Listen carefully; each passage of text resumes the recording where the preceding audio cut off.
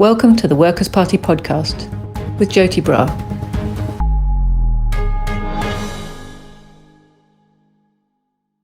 So welcome everybody to this episode of the Workers' Party podcast. We're here today with a fantastic panel of trade unionists and we're going to have a really good discussion, I hope, about what is it that the trade unions need to learn in order to go forward into the coming period. What can we learn from the period that we've gone through recently? So before we get into our discussion, I'm going to introduce you to our panel here. We have Paul Embery, well known, I'm sure, to all of our viewers. He's a firefighter, a trade union activist, a columnist with Unheard, and the author of a book called Despised: Why the Modern Left Loathes the Working Class. And we could have a whole discussion just on the title of that book, I think. Then we have with us two of our Workers' Party activists. There's Jason Turvey, who's a trade union rep, an activist and a former executive committee member. And John Larkin, who is a bus driver and trade union activist. So welcome everybody. Thank you very much for joining us. Obviously, we in the Workers' Party consider trade union work and organisation to be of paramount importance to the working class. And to our ability to defend our interests and to organise ourselves, to use the strength that we have in our numbers. But it's very noticeable that we've been through a period of probably 4 decades almost of what I would call defeat and retreat. You know, the ruling class has really been on the offensive in the recent period, both at home and internationally. And certainly here at home, it feels like they've had things almost entirely their own way. And I really would like to start by asking, and I'll throw this open to Paul first, is there one key lesson that you would take from this period about what we as a class have got wrong, or what our unions in particular have got wrong? You know, why do you think it is that we've failed so badly to resist the attacks of the capitalist class in the recent years? Well, I think there are probably of contributory factors to that. I mean, one, I think, significant failing of the trade union movement, which I think has added and contributed to the increasing and the sad irrelevance in many respects of trade unions, is the total retreat from the trade union movement from the private sector. I mean, it seems to me, and I did some research on this from a book, that the trade union movement has largely retreated to its public sector comfort zone. Now, in many respects, I mean, I work in the public sector myself. I'm very, very pleased that the trade union movement is more strongly represented in the public sector. But it seems to me that there's no strategy for reunionising, if you like, vast swathes of the private sector, which are now completely ununionised. And I think that's had a huge impact both on the general success and effectiveness of the trade union movement, and much more importantly, the impact on workers who often work in precarious and transient employment without union protection. Now, I mean, there's all sorts of reasons why that's happened. I mean, deindustrialisation, which, you know, began in earnest in many respects in the 1980s, the anti-trade union legislation, which has made it harder to unionise. You know, it's not entirely the trade union movement's fault, but equally, it is to a certain degree self-inflicted. And we've got a situation, I think, now where in many respects the trade union movement has become the voice of the London liberal class, and huge parts of provincial, small-town, post-industrial Britain, particularly, as I said, in the private sector, are just not represented. And that, for me, if I had a magic wand and I was in charge of the trade union movement, I would work day and night to implement a strategy to reunionise vast parts of the public sector, call centres, the gig economy, these places where workers are crying out for trade unions, but trade unions are just absent. Absolutely. Thanks, Paul. I want to throw it open to you guys. Jason.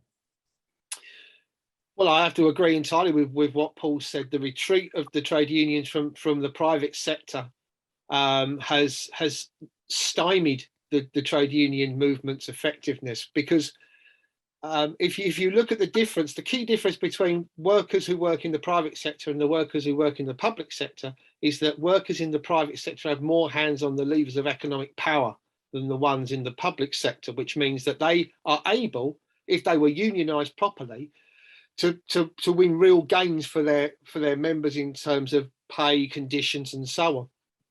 But one of the other mistakes, just to lead on from that, one of the other mistakes that I think the trade union movement has made in the last 35 odd years, probably since the end of the miners' strike, which was a pivotal moment, obviously, for the trade union movement, is there's been a drift away from class consciousness in the trade union movement.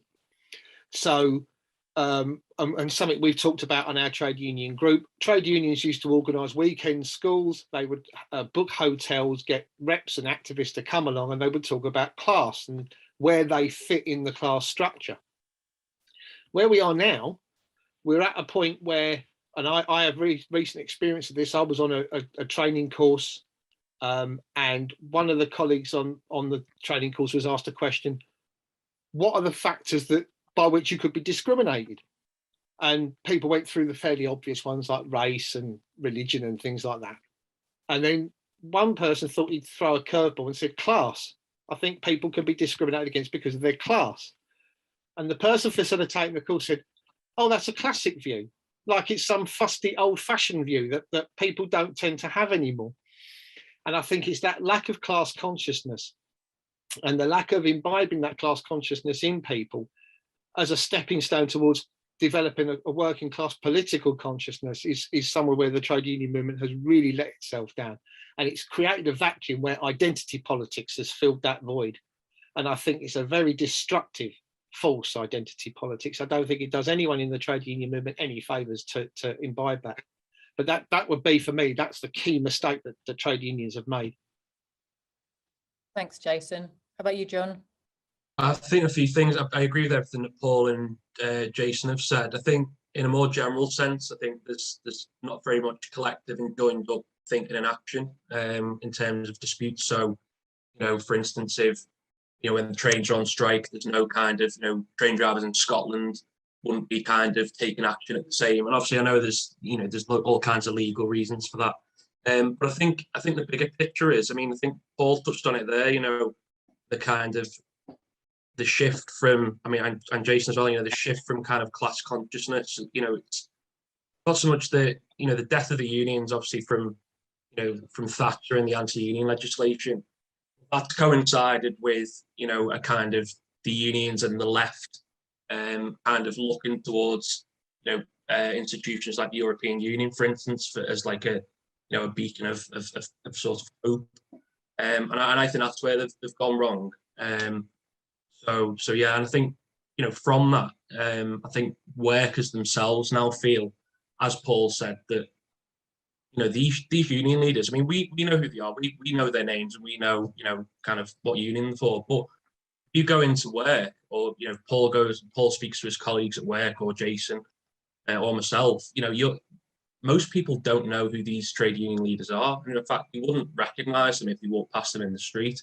And I think the last, I mean, for me, obviously, you know, being a bit younger, you know, I don't remember the heady days, but for me, the biggest, I mean, the biggest influence on me was probably Bob Crow. You know, big personality, and everyone, I mean, everyone seemed to love him, but you look around now and you think, my goodness, you know, these people, I don't think can attract and can mobilise people. So I think that's a big problem. So yeah. Thanks, John. And you really sort of, I mean, from all of your contributions, but particularly what John was saying just then about leadership, it reminds us of the difference between a leader who really does have the class interests of their members front and center of what they do, because those types of leaders are able to stand up to the demonization in the media.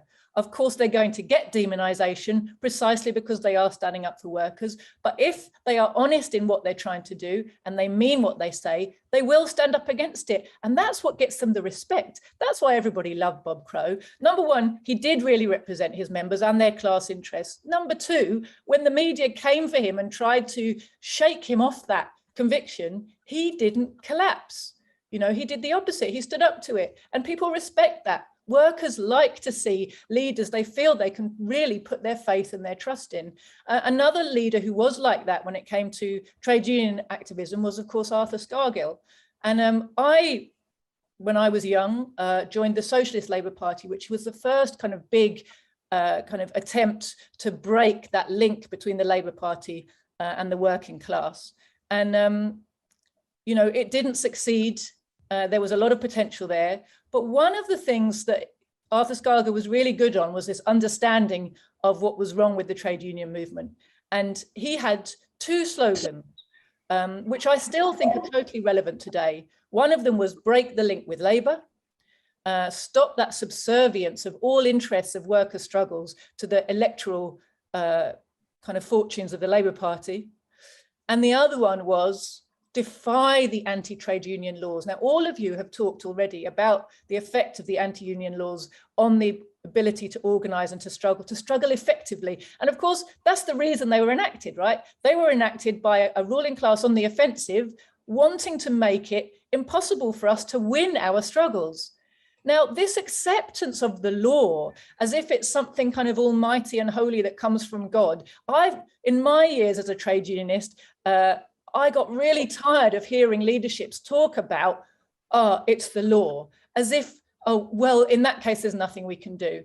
And I always completely agreed with Arthur Scargill's approach that the way you overturn unjust laws is to defy them, to make them unworkable. But that means obviously having the kind of leadership that's prepared to say to its members, this is against the law, but this is also the only way to win.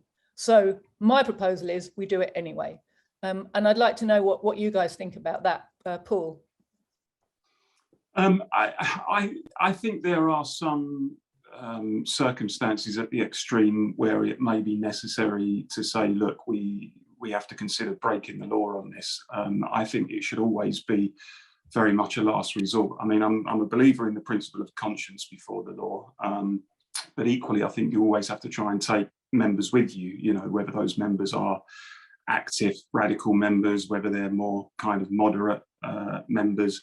And I think when we advocate in the trade union movement breaking the law, we are opening up a big can of worms, and we need to be conscious of the fact that many workers will have issues over that and won't necessarily go with us. And the danger, I think, sometimes as well, is that you send a message, well, it's okay for us to do it, and consequently the people on the other side, whether they're employers or whatever, you know, opponents of the trade union movement generally, will say, well, if it's okay for you to do, we'll do it as well, you know, when it comes to the way we treat people in the workplace and so on. So my much preferred method is, you know, to win people to the argument. If you're campaigning for strike action, for better pay, better conditions or whatever, then, you know, run a proper campaign, get your members on board, do the meetings, win the ballot, take the strike action lawfully. That way, I think you're much more likely to keep members on board and you know, the general public on board.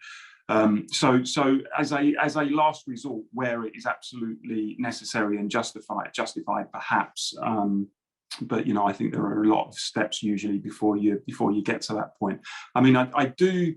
As every speaker has said, I think, I mean, there has certainly been a kind of depoliticisation of the trade union movement and of trade union activists generally. I mean, I remember when I first joined the Fire Brigades Union in the late 1990s, you had very active groups, you know, the Socialist Workers' Party were quite active. You had people who came from the old Communist Party, obviously Labour Party activists and Socialist Alliance and so on. It's very rare, I think, in unions to see that degree of activity from political groups inside trade unions. And again, there's all sorts of reasons for that. I think the fact that we live in times where trade unions are not on the front pages of the newspapers, on the news bulletins as much as they were in the 1980s, for example. And I think the danger sometimes is that ordinary rank and file trade unionist workers just see trade unions almost as some sort of charity or as some organisation that's provided insurance services or discounts on holidays or, you know, whatever unions sometimes do. And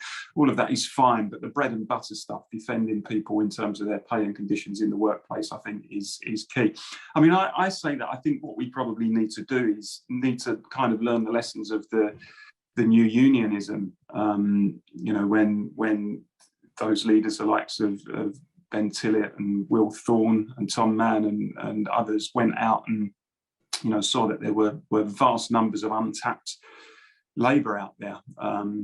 You know, most workers were not represented in trade unions. It was just more the kind of skilled workers, craft industries that were represented by trade unions at that time. And they, you know, built the trade union movement up and brought thousands, hundreds of thousands of members into the trade union movement. I think we need to relearn those lessons, to be honest, that actually there are vast numbers of workers, untapped labour out there that need and deserve trade union representation. We don't yet have a strategy for going and recruiting those people. And, you know, as I touched on before, that needs to be priority number one, I think.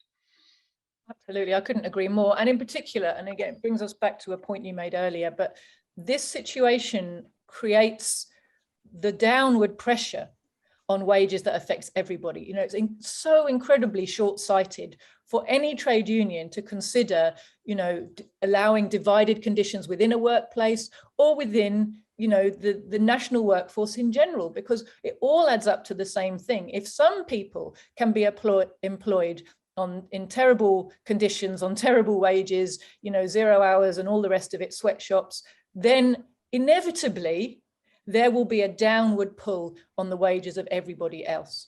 And our trade unions, I think, have been hugely complacent in the way that they have saved their efforts for protecting the pay and conditions of a small group of people who are relatively well paid and have relatively better conditions. And as you say, the large numbers of workers in totally kind of appalling conditions and what do you call that? Insecure work, gig economy, all of that. The fact that they've left that all on the side has inevitably affected everybody else. This is why the bosses are able to turn around to us and say, well, you guys are very well paid. What are you complaining about? And it's hard then for, you know, the nurses and the doctors and the firefighters to get the sympathy of the rest of the working class when they're trying to protect their pay and conditions, because actually they're better paid than so many others. And, you know, I remember having this argument in just about divided conditions within a single workplace, again, with my trade union when I was a unionist, and the bosses kind of saying to me, the trade union bosses, that is, well, what do you want us to do, Joti? Because our employer was introducing new conditions for new starters. And I was saying, we have to oppose this. I say, well, we can't represent people who aren't even our members yet. You know, they really did not want to have the fight. And they came up with all kinds of weasel words to justify not standing up for people. But actually, it was all of us that we were trying to defend, not just some future mythical people. Of course, very soon, those future new starters become the majority, don't they, with the turnover in the workplace. And then guess what? You people who are on the slightly better conditions, they're coming for you next. Jason. Yeah, I mean, I agree with a lot of what Paul said earlier on. The only thing I have a slight difference of opinion on is about the justification of industrial action in the event of a pursuit of pay or terms or conditions. I mean, there's two things I'd say about the anti-trade union laws. One is that trade union bureaucracies have hidden behind these trade union laws for quite a long time to avoid going into confrontation with management on all kinds of issues. But the second thing I'd say is that the trade union laws are incredibly technical. They have rules about how trade unions can spend their political funds, how often general secretaries have to be elected, rules on how many people can be on picket lines, thresholds for ballots and so on. But for me, the long and the short of it is, if there is a group of workers that want to improve their terms and conditions and they aren't getting the backing from their union, then they have to take whatever action they deem necessary, including things like wildcat strikes. And I remember on London Underground back in the late 80s, there were a series of wildcat strikes taking place over a dispute over pay and terms and conditions for train drivers.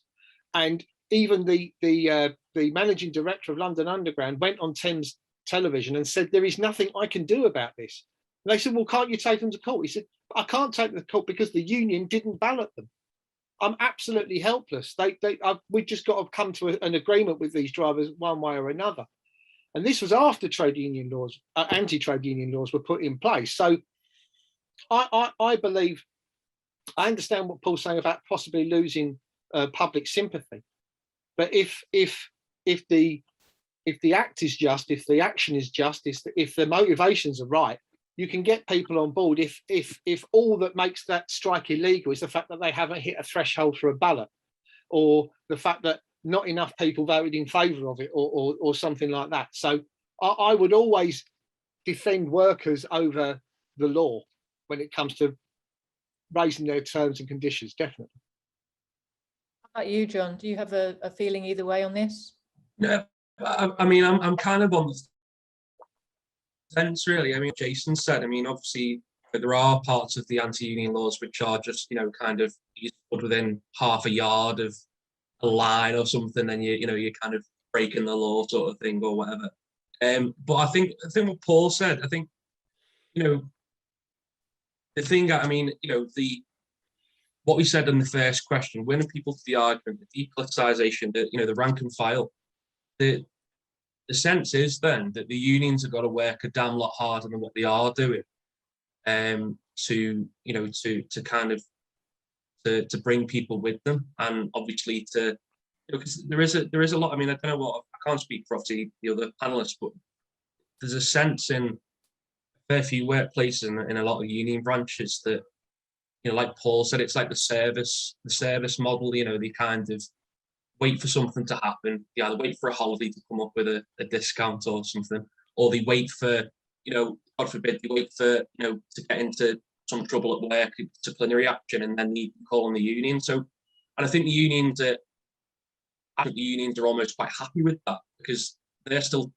getting their subs, and you might only need to represent that particular member, once every 3 or 4 years. So I think we do need to mobilise the rank and file. The unions need to do that, and because I think that this seems to just represent a failure in the service model, I think, which is, obviously doing down a lot of kind of political and trade union activism, I think. We've talked about the fact that there's this disconnect between those who are in unions and the vast majority of the workforce now, which isn't in unions. But there's a disconnect, isn't there, as well, inside the unions, between the leaderships and the bureaucracy on the one hand, and the mass of the grassroots rank and file on the other. And Paul, where do you think that stems from? I think it's probably similar to the phenomenon that has kind of taken over the Labour Party, where the party itself, I think, certainly at the upper levels initially, and more widely subsequently, has, over the course of, I would say, the last 3 decades, become much more kind of middle class in its demographic, much more urban based. It's retreated from, if you like, Britain beyond the cities, provincial Britain, the private sector, small town Britain, post-industrial Britain. And I think as the movement itself has become more middle class and become more of a movement, the Labour movement generally, for the professional and managerial classes, it's alienated, I think, many ordinary workers, many working class people who previously were drawn to the Labour Party, who would be drawn to the trade union movement, who now kind of see it and think, well, you don't really represent me, you don't really talk my language or share my priorities. I mean, I think the Brexit referendum was probably one of the most striking examples of that, where, it was largely, not exclusively, but largely a working class vote, the Leave vote. It was the working class vote, certainly, that pushed it over the line. And yet here were the leaders of the movement, the Labour Party and the trade union movement, who almost to a man and woman were lined up on the other side of the argument. A complete turnaround from 1975 in the Common Market referendum, where you had the majority of trade unions supporting no, huge numbers of Labour MPs supporting no, including some real big hitters. And it seems to me now that at the upper echelons of the movement, you kind of have the situation where people almost come through on this conveyor belt, whether they become MPs or senior kind of policy officers in the TUC or whatever. You know, they go to university, they spend a bit of time working for a think tank or a charity, or being a research assistant, and less are people coming up through the trade union movement and the Labour Party having worked in what you might call normal jobs and had working class backgrounds. And as that has changed, the whole kind of priority, the priorities of the movement have changed. And, you know, I think it was Jason who touched on the kind of obsession with ID politics, which in my view is hugely divisive and destructive. You know, this obsession with emphasising people's separateness and difference, and you know, and accentuating people's particular biological or religious characteristics, and then treating them as virtuous in themselves and counterposing them to other working people, and dismissing white working class people as having some sort of white privilege. And it seems to me to be the very opposite of what the trade union movement should be about, which should be building bridges between people, building unity between people, concentrating on what unites people, not constantly emphasising diversity and you know, the differences that exist between people. And this kind of obsession with ID politics has led us into some really weird places. I mean, I won't even touch on the trans debate because we could go on forever about that. But even something simple that I raised recently, you may have seen it, I raised it on social media about, I mean, I believe that the trade union movement, and I said that the trade union movement should move on from campaigning to campaigning for a living wage and move on to campaigning for a family wage, which is where, you know, a family can raise, you know, can subsist, and you can raise children on the basis of one wage earner. It seems to me to be a perfectly natural thing that the trade union movement should campaign for. You know, we shouldn't have a situation where if you've got two parents, for example, they should be compelled by economic imperative both to go out to work in order to survive, because that has huge implications for work-life balance, for childcare, for all of that sort of stuff. Now, I have no preferment over who that wage earner should be. I would be perfectly happy if in my household it was my wife who went out to work and earn a wage, and I would stay at home. But when I raised that, the criticism and the flack from elements within the trade union movement, including senior officials in the TUC, saying that this was an inherently sexist idea and Paul Embery wants to keep women chained to the kitchen sink, and you know, almost as if they were saying, no, we want women to go out and work in call centres for low wages just to prove that, you know, they can have economic independence and they don't have to stay at home. It seems to me to be a nonsense argument. You know, if the trade union movement thought it was possible to bring about an economy where families could survive with one wage earner's wage, seems to me to be perfectly reasonable to say, well, that's what we should campaign for. So to have elements of the movement saying, no, we want people to be forced to go out to work in order to survive, was absolutely bizarre. But that is where ID politics has led us, unfortunately. We've got away from the issues of class that Jason was touching on, and we've gone into some real cul-de-sacs, and I find it really disturbing. Interesting, actually, the point you raised there, Paul, because of course, I had a comrade years ago who pointed out to me that, you know, when the ruling class makes concessions to us, so the demand for women's equality and women's liberty is essentially a socialist demand, because really it can't be fully realized until you get rid of class society. Under the conditions of capitalism, what has it meant? Exactly what you said, Paul. Under the conditions of capitalism, it said, okay, yes, women, you're free. You're free to work out of the home and in the home. Yay, you get to do them both. And now, in fact, you're going to have to do them both, because what's happened is the cost of living has become such that you need two wage earners to keep a roof over a family's head. So that has been the net result of the women's movement under conditions of capitalism. To me, the lesson is clearly we need socialism.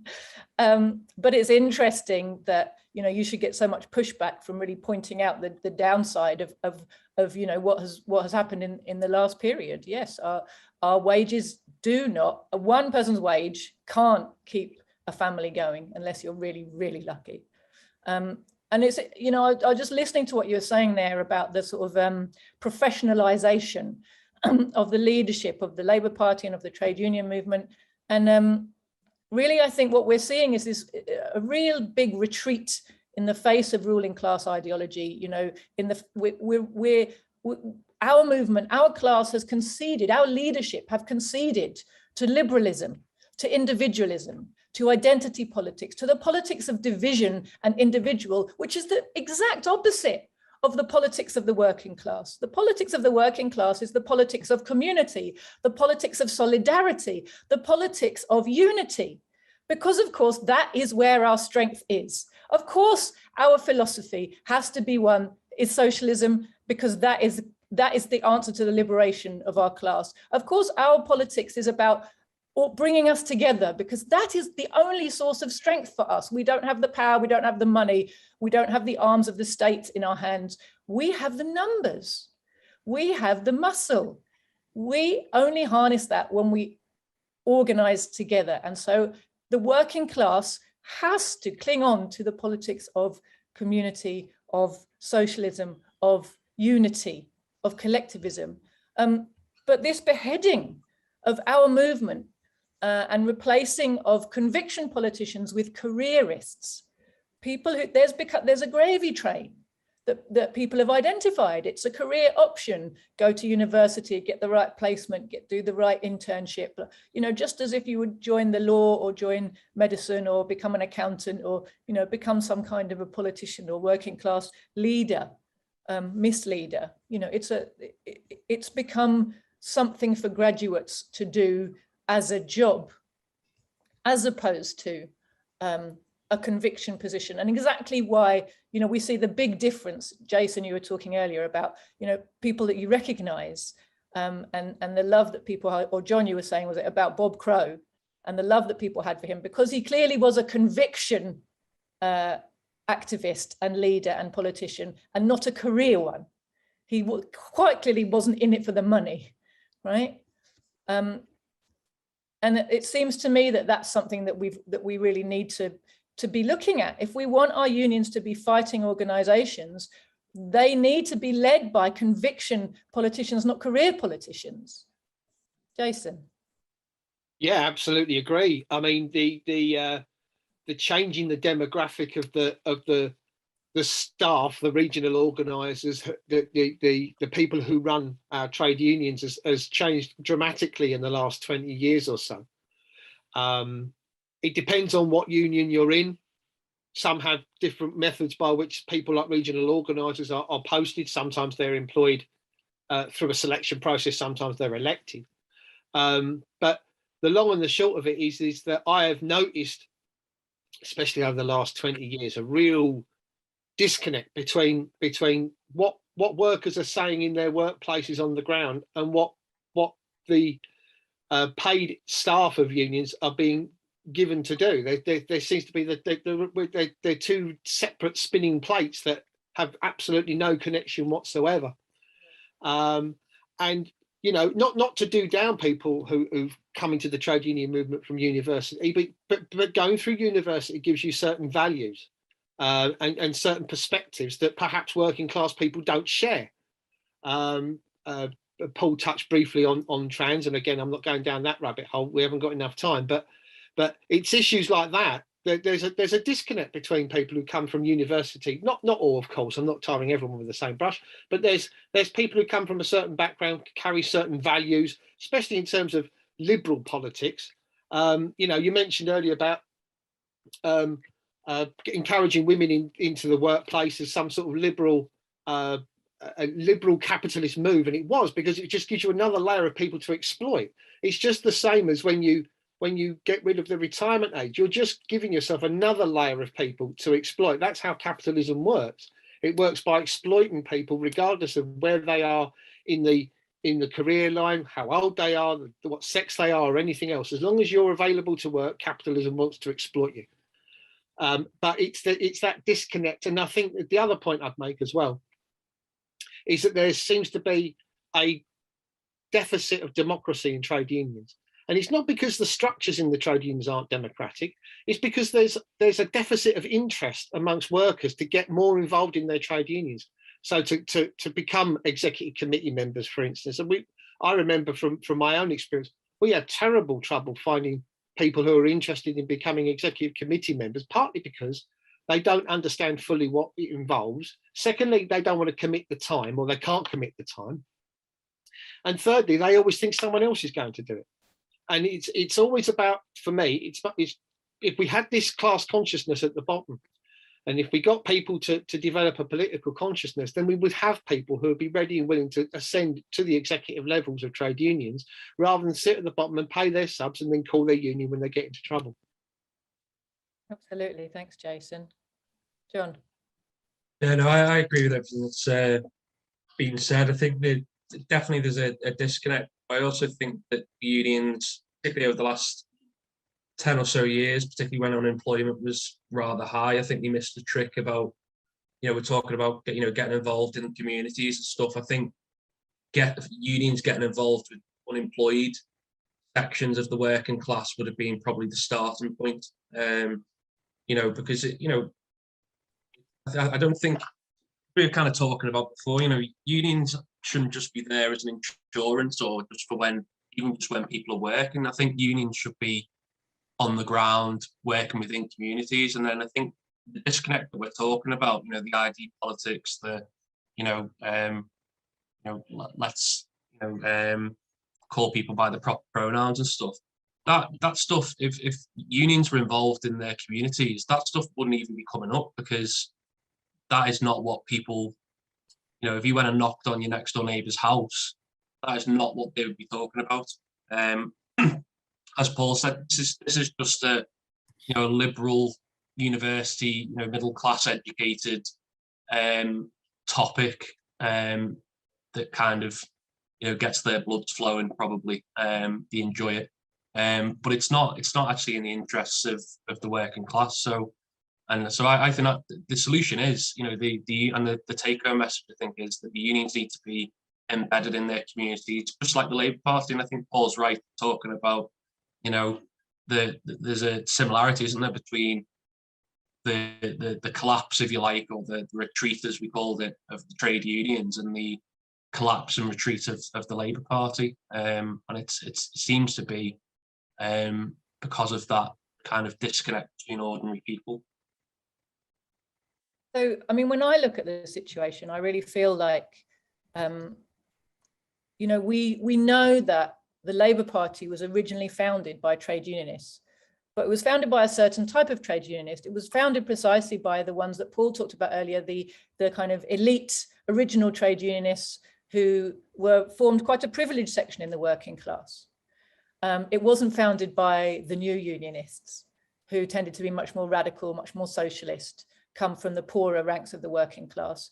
And the Labour Party has always, ever since its inception, been a party that represented the interests of that. It appealed to the mass of the workers, but it represented really the interests of the privileged sections.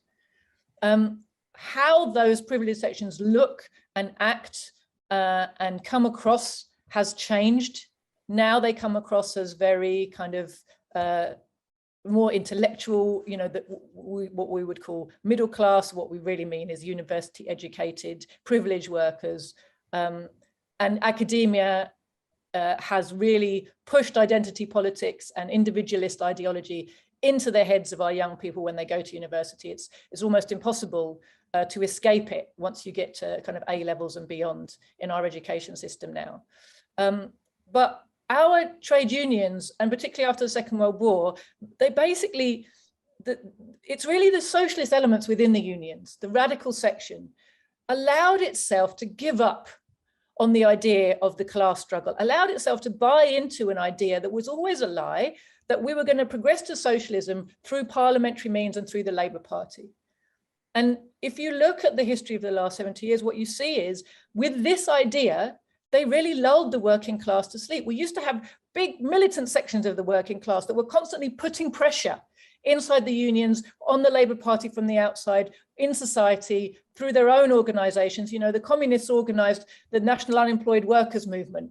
and all kinds of things that really exposed what was going on in our society, and kept the militant section of the workers kind of conscious of the class struggle and engaged in it. But when they tied themselves to the Labour Party and to elections as the way to improve things for workers after the Second World War, I think that's really the beginning of the rot that we've seen, because they let go of what you were talking about, Jason, this class analysis. They accepted the idea that the state, the laws, and the democracy that we live under are neutral and not class aligned. And that's exactly the opposite of what a class understanding of society teaches you. And now, of course, we're in this situation where we've got a desperate lack of class consciousness. There's a lack of basic awareness amongst workers of where wealth comes from.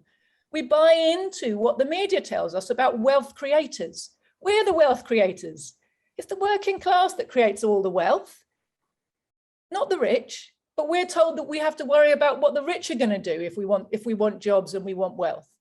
We've got this total lack of understanding of the opposing interests between the workers and the capitalists. We're told that if things are good for capital, then they'll be good for us. It's absolutely the opposite is the case. But, we don't have strong organizations that are explaining these things to workers and keeping them kind of alert to what's going on. We've got a total lack of understanding of the relationship between profits and wages. Again, we're sort of told, oh, if profits are high, you might get better wages. No, if we fight for better wages, profits will go down. If they push back against our wages, their profits will go up. There's an inverse relationship between profits and wages. And that's a basic lesson that workers should understand so that we can withstand, the onslaught of propaganda from our ruling class, which is overwhelming if we don't have the tools to stand up for it. But just some very simple lessons in class consciousness can enable us to stand up to it, because our experience tells us that there's a lot of what we're seeing isn't true. And I guess I wanted to come on to that now, really. My own feeling is that despite the very low ebb that our movement has come to, our low levels of class consciousness, our low levels of organization, it seems to me actually that the tide is beginning to turn. We have seen real outbursts of working class anger in the last decade.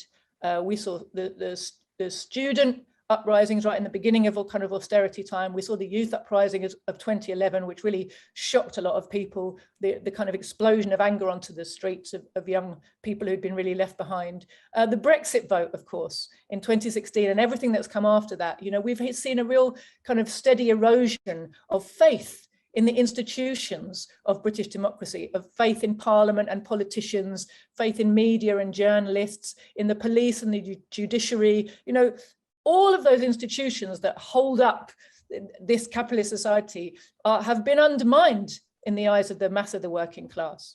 And the pandemic really deepened the awareness of that, of the gulf in our society between the poor and the rich.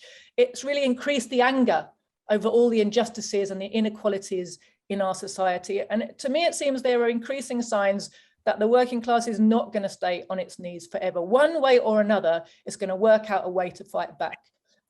So what I'd really like to kind of round up with is to ask you guys, is there anything in the situation right now that gives you hope for advance? Paul? I think it was Gramsci who said pessimism of the intellect, optimism of the will, wasn't it? I mean, look, there have been some very seismic shifts over the last few years. I mean, the EU referendum, I think, was a genuine democratic revolt in this country by ordinary voters, many of them, millions of them, working class voters, many of whom voted for the first time and really wanted to shake up the system and to send a missile through the status quo. And they certainly did that, despite the fact that the institutions of workers, the Labour Party and the trade union movement were telling them not to do it. And, some part that might well be why they did do it, particularly when, also the banking industry and big business, the CBI, the Tory government and others were telling them not to vote leave as well. In many respects, the 2019 general election was a carryover from that, I think. I mean, on the one hand, of course, it's very disappointing that workers in constituencies that have voted Labour since time immemorial voted Tory, but you can understand why they abandoned the Labour Party, because they felt that the Labour Party had abandoned them. So there is definitely, I think, the beginnings. Well, I say the beginnings. It's been going on for a few years now. Of a real anger out there, but I think it's a very sort of inchoate and disjointed anger at the moment. It isn't being harnessed through the trade union movement particularly, it isn't being harnessed through the Labour Party or the Conservative Party, and it's kind of trying to, I think, find its space, but it isn't going away, and people in our political institutions, the political class, are being forced to sit up and listen to it, I think. So there's certainly an audience, I think, for some of the stuff that we've argued during this meeting, and that we've argued beyond this meeting. I think the problem is trying to ensure that the trade union movement and the institutions of the labour movement are able to harness that anger. I am not confident, I have to say, that they've diagnosed the problem. I still think there are large elements of the labour movement that have diagnosed the problem completely incorrectly. They think that the reason that the Labour Party is flirting with electoral irrelevance is because there was a hostile media towards Jeremy Corbyn, or because it's all attributable to the Brexit campaign, or because of plotters and backstabbers in the Labour Party. I think that's to misread the situation. You know, this disconnect between working people and the labour movement has been going on for many, many years, well before Jeremy Corbyn came to power. So the anger's there, and the potential is there to harness that anger, but at the moment the trade union movement doesn't look like it's got a strategy to do that. That's my honest assessment of the situation. Definitely, thanks, Paul. Jason. Yeah, it's very difficult, and I've said this before. It's very difficult to have a discussion about trade unions without getting into a very depressing state, because I think the working class and the trade union movement have been in a state of defeat for about 35 years now. But what I would say is I'm starting to see some shoots of recovery. I'm starting to see some green shoots of recovery. I'm looking at Unite in particular, and Unite recently, as you know, changed their general secretary. Sharon Graham was elected as GS, and I was initially skeptical. I didn't think it would make any difference, but I have to say I've been very impressed with Sharon's approach to the position. Much in the Bob Crow mould, which is to put members first, above any political machinations in the Labour Party or trying to influence policy there, but actually doing the bread and butter work that general secretaries are paid handsomely to do, which is to represent their members and work in the interest of their members, like Bob Crow did. Bob Crow was always, I was lucky enough to know Bob because he was in my branch, my union branch many years ago, and he was 100% centred around the needs of the members, and everything else was secondary. I have to say it only seems to be Unite leading the way on this at the moment, and I hope that other unions follow suit. But I'm encouraged by the way Unite are approaching things, because they're getting some good wins for their members, particularly in buses, and they're fighting very strenuously against the fire and rehire tactics at Weetabix as well, which is making the headlines as well. So I am encouraged by what's going on. I do agree, however, with Paul. I don't think the unions quite understand the issues that they're having to tackle. But I am encouraged by some of the actions that they're taking in actually doing what they're there to do, which is to represent their members. Brilliant. John. Yeah, there is a lot of, I think, you know, I mean, it's the hope. I mean, I think the fact there'll be a lot of anger out there with, you know, CPI being at 6%, the pandemic, etc. You know, that there's anger there, which ought to be hope for the rest of us. You know, hope to engineer, manufacture, change. I think if you look at, I mean, if you look 40 miles across the coast in France with the Gilets jaunes movement, and you know that's I mean, they're showing us how it's done, aren't they? You know, that's what we need to do. I also think, you know, that we were talking before about the unions need to be in touch with communities and stuff. I can't believe, I mean, I don't think they would now, but you know, the rising cost of, I mean, I don't know if anyone's tried to fuel up their car recently. You know, I mean, like 150, 155 a litre for diesel.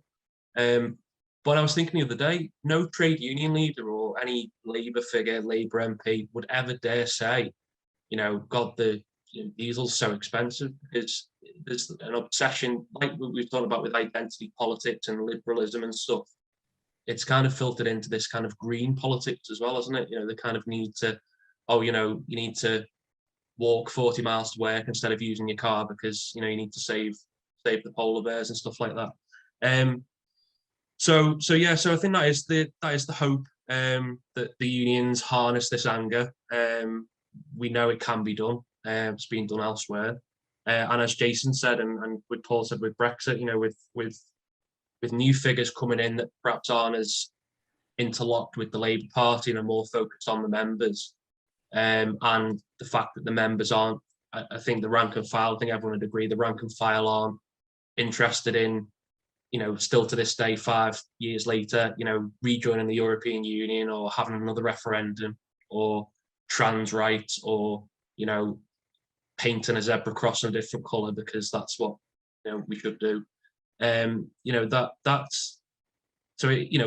what that'll come from the rank and file. And I think if the unions don't know it already that they're out of touch, then I think very soon they will.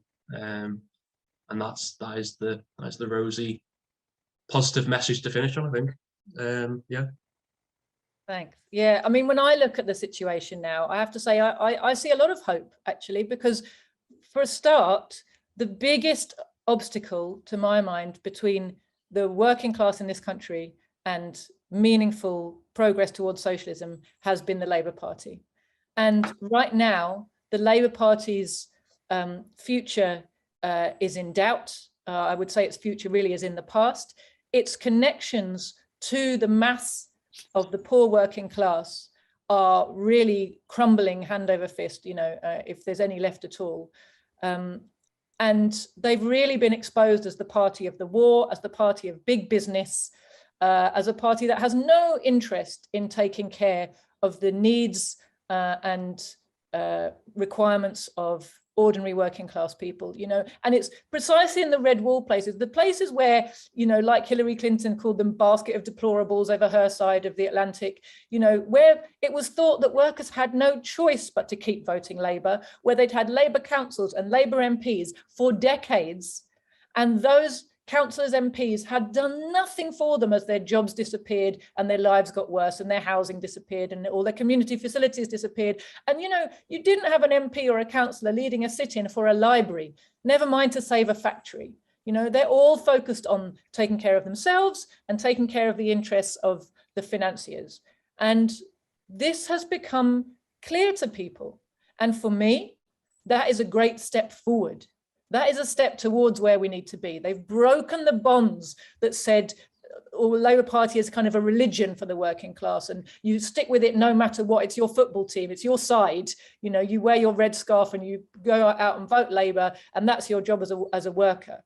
To break that shibboleth, I think, is a massive step forward. And I don't feel scared when I see workers voting Tory, because having moved their vote once, they can move it again much more easily. It was the shibboleth that said, must be Labour. My father was, my grandfather was, it's our tradition, we're working class. It was breaking that was so hard and took so long, so much evidence needed for people before they finally did it, and Brexit wasn't the reason, it was just the last straw.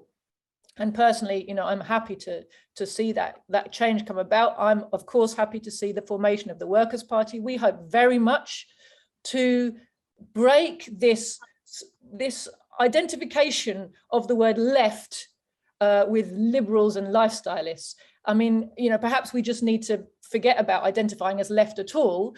But what we do want to do is go to the working class and say, we're socialists because we fight for the working class. And that's what socialism is. Socialism is the future of the working class. And we want to reclaim working class politics for socialism. Because that is the only way out of the problems that beset workers on every side. And we have to recognize our strength is in numbers. We need to help our class regain that understanding, organize to harness their strength and demand their rights. We are the producers of all of society's wealth. And you're right, Jason, talking today about unions and with trade unionists, and it has been for the last 30 years, is depressing. people who give their lives to trade unionism can get, you know, steadily more depressed and defeated in the current climate. But the working class is in desperate need of meaningful organisation. So I guess the last question I want to leave you guys on very briefly is, do you think we are going to be able to reform our current trade unions, or are we going to end up having to form new ones? Because one way or another, the working class is going to find its way out of this mess. It is going to find a way to organise itself. Do you have a feeling about how that's going to happen? John? I think new ones, yeah. I think I mean, you know, I appreciate the. I mean, I'm in Unite, and obviously they've changed the general secretary, and you know, I appreciate there's things, you know, things are better, but I still think kind of what we've touched about throughout the whole session, really, that these unions now have way too much baggage and way too much, you know, additional kind of things going on in the background which don't concern or interest ordinary working people.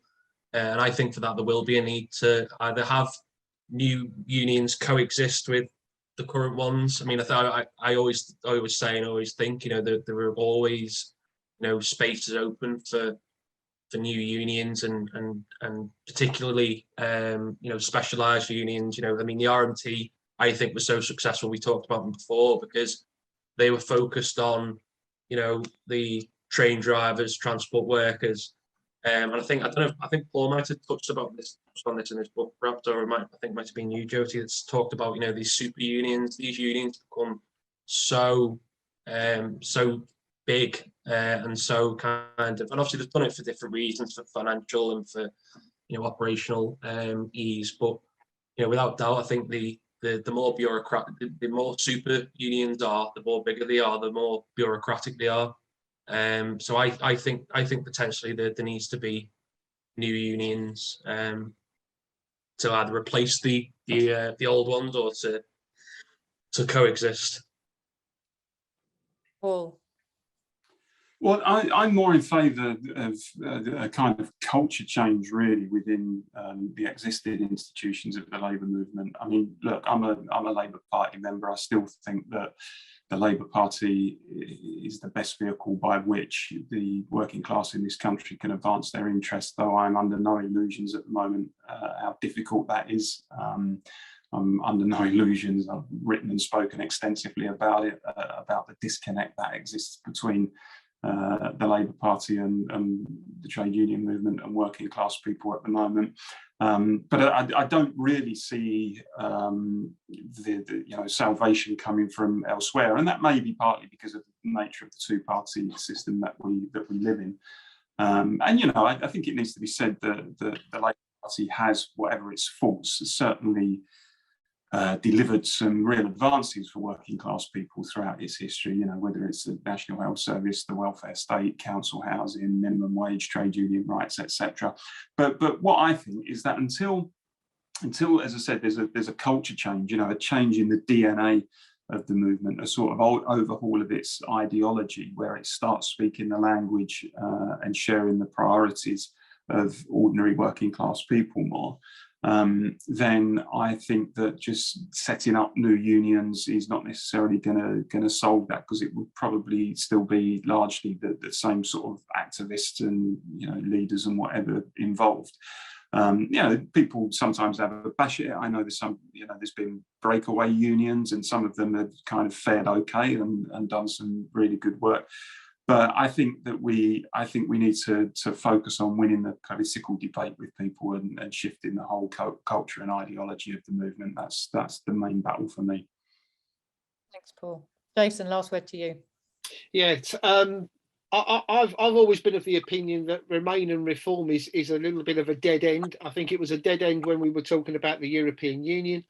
My personal view is that it's a dead end with regards to the Labour Party, and I think it might be something of a dead end in the trade union movement. I think when workers have to, they will do the most pragmatic and most effective thing for themselves. If that means setting up their own union, then that's what they'll have to do. It's in fact, it's something I asked Paul a while ago when we done the interview for the Workers' Party about why was it in a country where we have a union for musicians, we have a union for train drivers, we have a union for firefighters, and yet there is this huge strata of workers who have no union to go to, either because they don't believe a union represents their particular interests as transient workers, people who are in the slightly more fluid end of the workforce, or because the unions aren't interested in taking them on. And that's why they ended up establishing their own unions, like the Independent Workers of Great Britain, like United Voices of the World. And I think where pushed, working class people will do what they have to do. And if it means setting up a union, which is difficult, it's not an easy undertaking, it's not something you could do overnight. But if it's something that they have to do, then that's something that they will do. Brilliant. Well, I'm going to leave it there. I want to thank all of my guests for a really excellent, interesting discussion. Thank you to our listeners, and we'll see you again very soon.